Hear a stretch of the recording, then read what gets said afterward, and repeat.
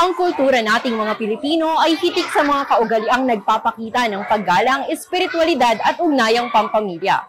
Subalit, dulot ng globalisasyon at ng patuloy na pag-unlad ng mundong ating ginagalawan, unti-unting naglalaho ang pagsasagawa ng mga kaugaliang ito.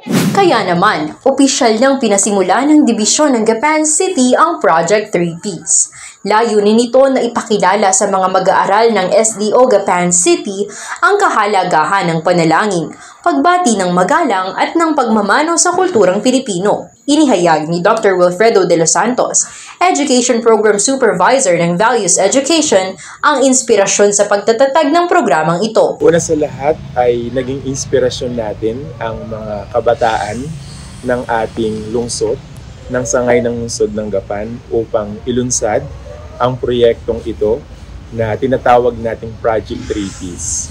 Gusto natin na bigyang diin ang paghubog hindi lamang ng intelektual na kakayahan ng ating mga mag-aaral, kundi ay nais din natin na lumaki silang may mataas na pagpapahalaga sa mga kaugaliang Pilipino na likas sa ating lahat.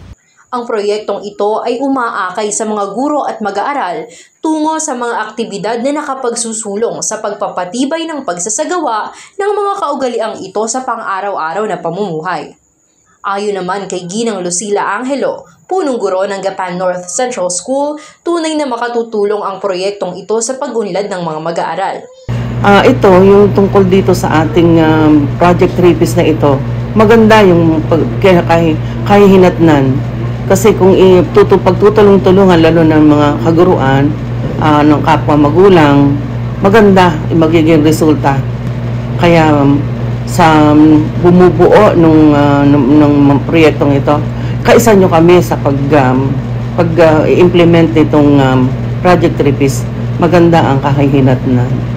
Sa kabila ng modernisasyon at impluwensya ng ibang kultura, patuloy na isinusulo ng SDO Gapan ang pagpapanatili ng mga tradisyong ito.